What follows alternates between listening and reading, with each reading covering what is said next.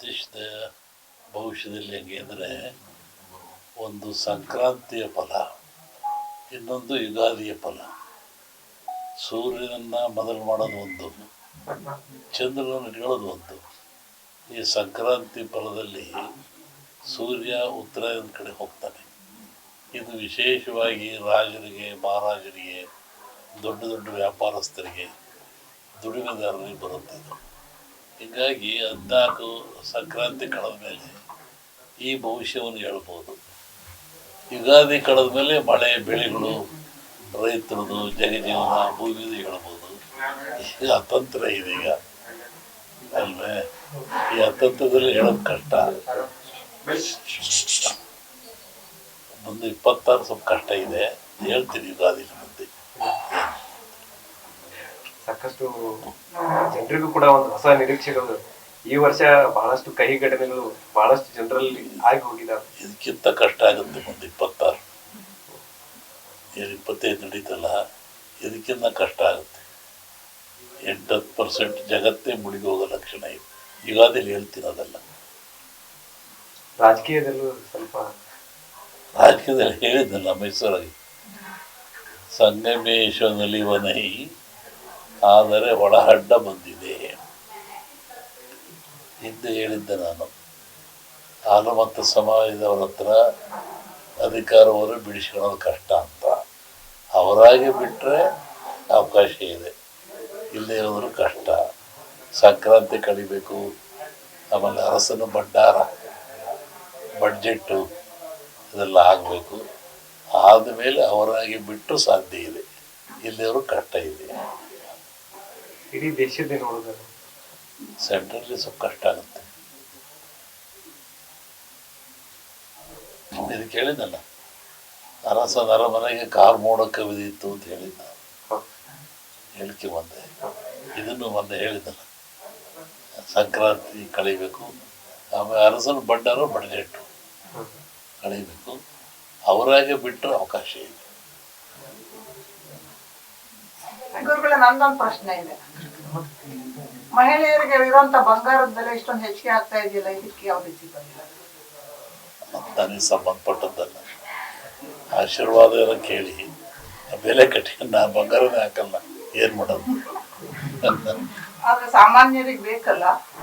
ಇದು ಜ್ಯೋತಿಷ್ಯದ ಭವಿಷ್ಯದಲ್ಲಿ ಹೆಂಗೆ ಅಂದರೆ, ಒಂದು ಸಂಕ್ರಾಂತಿಯ ಫಲ, ಇನ್ನೊಂದು ಯುಗಾದಿಯ ಫಲ.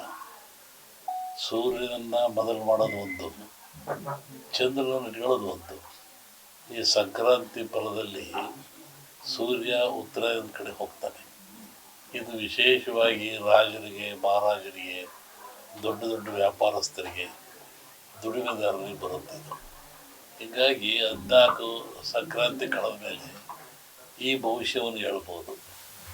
ಯುಗಾದಿ ಕಳೆದ ಮೇಲೆ ಮಳೆ, ಬೆಳೆಗಳು, ರೈತರದು, ಜಗಜೀವನ, ಭೂಮಿದು ಹೇಳ್ಬೋದು. ಈಗ ಅತಂತ್ರ ಇದೆ ಈಗ ಅಲ್ವೇ. ಈ ಅತಂತ್ರದಲ್ಲಿ ಹೇಳೋದು ಕಷ್ಟ. ಮುಂದೆ 26 ಸ್ವಲ್ಪ ಕಷ್ಟ ಇದೆ, ಹೇಳ್ತೀನಿ ಯುಗಾದಿ ಮುಂದೆ. ಸಾಕಷ್ಟು ಜನರಿಗೂ ಕೂಡ ಒಂದು ಹೊಸ ನಿರೀಕ್ಷೆಗಳು. ಈ ವರ್ಷ ಬಹಳಷ್ಟು ಕಹಿ ಘಟನೆಗಳು ಬಹಳಷ್ಟು ಜನರಲ್ಲಿ ಆಗಿ ಹೋಗಿದ್ದಾವೆ. ಇದಕ್ಕಿಂತ ಕಷ್ಟ ಆಗುತ್ತೆ ಮುಂದೆ 26. 25 ನಡೀತಲ್ಲ, ಇದಕ್ಕಿಂತ ಕಷ್ಟ ಆಗುತ್ತೆ. 8-10% ಜಗತ್ತೇ ಮುಳುಗಿ ಹೋಗೋ ಲಕ್ಷಣ ಇದೆ. ಯುಗಾದಿಲಿ ಹೇಳ್ತೀನಿ ಅದೆಲ್ಲ. ರಾಜಕೀಯದಲ್ಲೂ ಸ್ವಲ್ಪ ರಾಜಕೀಯದಲ್ಲಿ ಹೇಳಿದ್ನಲ್ಲ, ಮೈಸೂರಾಗಿ ಸಂಗಮೇಶ್ವರನಲ್ಲಿ ವನೈ ಆದರೆ ಒಳಹಡ್ಡ ಬಂದಿದೆ. ಹಿಂದೆ ಹೇಳಿದ್ದೆ ನಾನು, ಹಾಲು ಮತ್ತು ಸಮಾಜದವ್ರ ಹತ್ರ ಅಧಿಕಾರವನ್ನು ಬಿಡಿಸ್ಕೊಳ್ಳೋದು ಕಷ್ಟ ಅಂತ. ಅವರಾಗಿ ಬಿಟ್ಟರೆ ಅವಕಾಶ ಇದೆ, ಇಲ್ಲದೆ ಇರೋದ್ರು ಕಷ್ಟ. ಸಂಕ್ರಾಂತಿ ಕಳಿಬೇಕು, ಆಮೇಲೆ ಅರಸನ ಭಂಡಾರ, ಬಡ್ಜೆಟ್ಟು ಇದೆಲ್ಲ ಆಗಬೇಕು. ಆದಮೇಲೆ ಅವರಾಗಿ ಬಿಟ್ಟು ಸಾಧ್ಯ ಇದೆ, ಇಲ್ಲಿಯವರು ಕಷ್ಟ ಇದೆ. ಇಡೀ ದೇಶದ ನೋಡಿದ್ರೆ ಸೆಂಟ್ರಲ್ಲಿ ಸ್ವಲ್ಪ ಕಷ್ಟ ಆಗುತ್ತೆ. ಇದಕ್ಕೆ ಹೇಳಿದ್ನಲ್ಲ, ಅರಸನ ಅರಮನೆಗೆ ಕಾರ್ ಮೋಡ ಕವಿದಿತ್ತು ಅಂತ ಹೇಳಿದ್ದ, ಹೇಳಿಕೆ ಬಂದೆ. ಇದನ್ನು ಮೊನ್ನೆ ಹೇಳಿದ್ನಲ್ಲ, ಸಂಕ್ರಾಂತಿ ಕಳಿಬೇಕು, ಆಮೇಲೆ ಅರಸನ ಬಂಡಾರ ಬಡ್ಜೆಟ್ಟು ಕಳಿಬೇಕು, ಅವರಾಗೆ ಬಿಟ್ಟರೆ ಅವಕಾಶ ಇದೆ.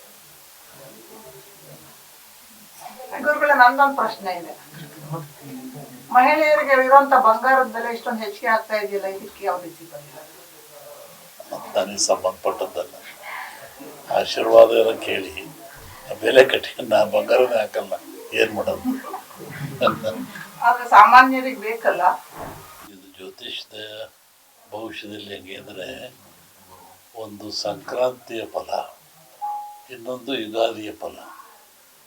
ಸೂರ್ಯನನ್ನು ಮೊದಲು ಮಾಡೋದು ಒಂದು, ಚಂದ್ರನನ್ನು ಇಟ್ಕೊಳ್ಳೋದು ಒಂದು. ಈ ಸಂಕ್ರಾಂತಿ ಫಲದಲ್ಲಿ ಸೂರ್ಯ ಉತ್ತರಾಯಣದ ಕಡೆ ಹೋಗ್ತಾನೆ. ಇದು ವಿಶೇಷವಾಗಿ ರಾಜರಿಗೆ, ಮಹಾರಾಜರಿಗೆ, ದೊಡ್ಡ ದೊಡ್ಡ ವ್ಯಾಪಾರಸ್ಥರಿಗೆ, ದುಡಿಮೆದಾರರಿಗೆ ಬರುತ್ತೆ ಇದು. ಹೀಗಾಗಿ 14 ಸಂಕ್ರಾಂತಿ ಕಳೆದ ಮೇಲೆ ಈ ಭವಿಷ್ಯವನ್ನು ಹೇಳ್ಬೋದು. ಯುಗಾದಿ ಕಳೆದ ಮೇಲೆ ಮಳೆ, ಬೆಳೆಗಳು, ರೈತರದು, ಜಗಜೀವನ, ಭೂಮಿದು ಹೇಳ್ಬೋದು. ಈಗ ಅತಂತ್ರ ಇದೆ ಈಗ ಅಲ್ವೇ? ಈ ಅತಂತ್ರದಲ್ಲಿ ಹೇಳೋದು ಕಷ್ಟ. ಒಂದು 26 ಸ್ವಲ್ಪ ಕಷ್ಟ ಇದೆ, ಹೇಳ್ತೀನಿ ಯುಗಾದಿ ಮುಂದೆ. ಸಾಕಷ್ಟು ಜನರಿಗೂ ಕೂಡ ಒಂದು ಹೊಸ ನಿರೀಕ್ಷೆಗಳು ಈ ವರ್ಷ ಬಹಳಷ್ಟು ಕಹಿ ಘಟನೆಗಳು ಬಹಳಷ್ಟು ಜನರಲ್ಲಿ ಆಗಿ ಹೋಗಿದ್ದಾವೆ. ಇದಕ್ಕಿಂತ ಕಷ್ಟ ಆಗುತ್ತೆ ಮುಂದೆ 26. 25 ನಡೀತಲ್ಲ, ಇದಕ್ಕಿಂತ ಕಷ್ಟ ಆಗುತ್ತೆ. 8-10% ಜಗತ್ತೇ ಮುಳುಗಿ ಹೋಗೋ ಲಕ್ಷಣ ಇದೆ. ಯುಗಾದಿಲಿ ಹೇಳ್ತೀನಿ ಅದೆಲ್ಲ.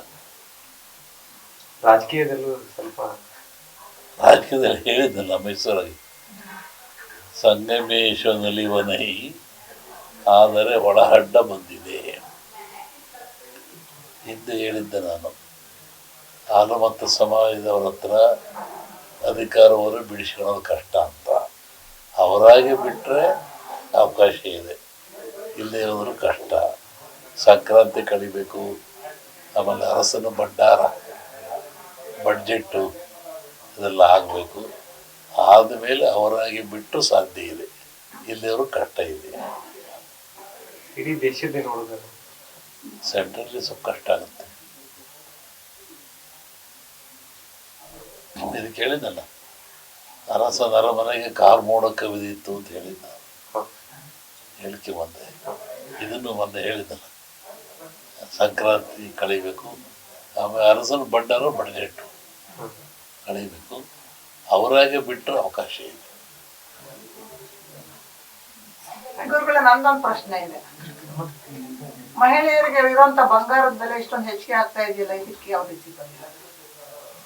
ನನಗೆ ಸಂಬಂಧಪಟ್ಟದ್ದಲ್ಲ, ಆಶೀರ್ವಾದ ಏನೋ ಕೇಳಿ ಬೆಲೆ ಕಟ್ಟಿ ನಾನು ಬಂಗಾರನೇ ಹಾಕಲ್ಲ, ಏನು ಮಾಡೋದು?